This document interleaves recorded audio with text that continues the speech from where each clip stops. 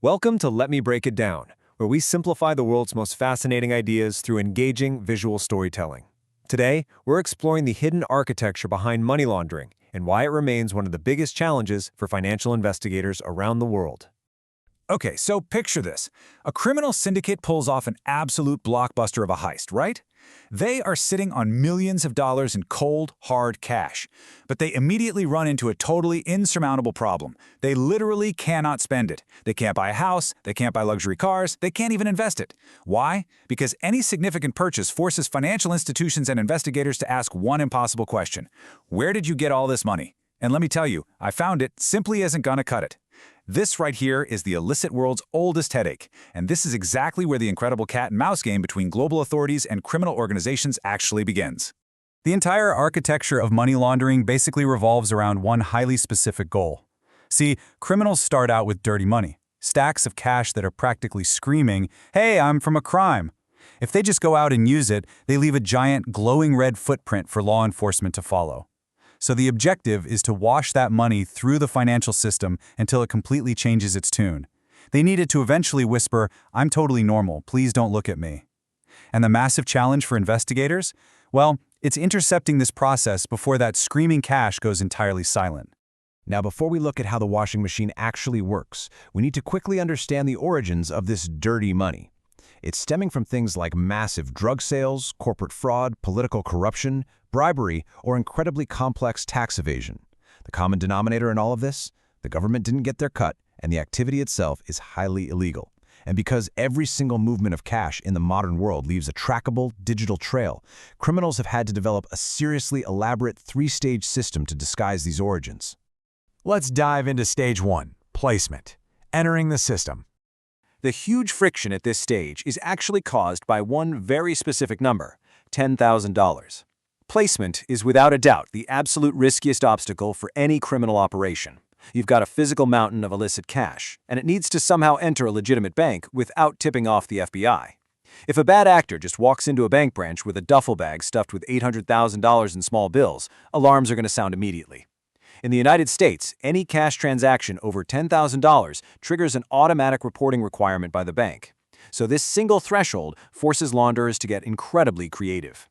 To bypass that threshold, illicit organizations use a classic but honestly super tedious method called smurfing. This actually traces its roots back historically to the Miami drug cartels in the 1980s. Criminals will hire people, literally called smurfs, to break a giant pile of cash into dozens of smaller deposits. They will intentionally deposit, say, $9,800 or $9,500, carefully spreading these sub-threshold amounts across multiple banks, multiple accounts, and multiple days. It's specifically designed to fly completely under the radar of automated financial monitoring systems. But, as you can imagine, smurfing is painfully slow. So another popular method relies heavily on cash-intensive businesses. Think restaurants, bars, or maybe car washes. Fun fact, this strategy actually traces back to mobsters like Al Capone, who famously used cash-based laundromats to obscure his illicit profits. Modern criminals do the exact same thing today. They mix their illicit cash right in with the business's legitimate daily earnings. They basically pump up the numbers by claiming phantom sales to hundreds of fake customers, and suddenly, drug money is deposited into the bank looking like completely normal business revenue. That brings us to stage two, layering, or as it's better known, the paper maze. The whole goal of layering is to build this convoluted, dizzying trail that goes absolutely nowhere. It's an effort designed specifically to just exhaust trained investigators. A launderer will wire money from Bank A in Country 1 straight to a shell company in Country 2. Then that company loans it out to another shell company in Country 3, which then makes an quote-unquote investment in Country 4, before finally sending dividends back to a personal account in Country 1. After 5 or 6 international moves exactly like this, the paper trail becomes a tangled, nearly untraceable web spread across multiple legal jurisdictions. And to build this crazy maze, illicit actors rely on what is arguably the ultimate tool in shadow finance, the shell company. You've probably heard the term, but what is it? It's essentially an entity that legally exists on paper, but has absolutely zero real-world operations. I mean, there are no employees, there's no product being sold, there isn't even a physical office. It is literally just a name, a registered address, and a bank account. And it is shockingly cheap and easy to set up an entity that does literally nothing but hold and transfer funds. These opaque entities are usually set up in jurisdictions around the world that are famous for corporate secrecy. We're talking places like the British Virgin Islands or the Cayman Islands. But get this, an operator doesn't even have to leave the United States to pull this off. Delaware is actually notoriously popular for creating these opaque corporate structures. Because in these havens, the true owner's name, the actual person pulling all the strings, doesn't have to appear on any public registry whatsoever. And this brings investigators face to face with what's often called the impenetrable wall. Imagine for a second you're a financial detective trying to follow the money. You finally track a sketchy wire transfer down to a company, only to find out that company is owned by another company, which is owned by a blind trust, which is managed by a lawyer bound by strict attorney-client privilege, and the whole thing is located in a foreign country with incredibly rigid bank secrecy laws. It's basically a fortress built out of legal paperwork, and breaking through it requires massive international cooperation and literally years of litigation. Finally, we reach the finish line. Stage 3, integration, the clean return. This is the moment the funds finally return to the criminal completely clean and ready to spend on a luxurious lifestyle. And one of the absolute most popular ways to integrate these funds is through real estate. A fake, heavily layered shell company will buy a high-end luxury condo in a prime market, think Miami or London. They might just leave it sitting, totally empty for a year. Then they sell it. Boom. Suddenly, that dirty cash has been entirely transformed into clean, legally documented profit from a legitimate property deal. This is exactly why investigators so often find major cities dotted with empty luxury flats owned by mystery corporations. Or, alternatively, they might turn to the high-end art market. Imagine a painting sitting there with a massive $50 million price tag.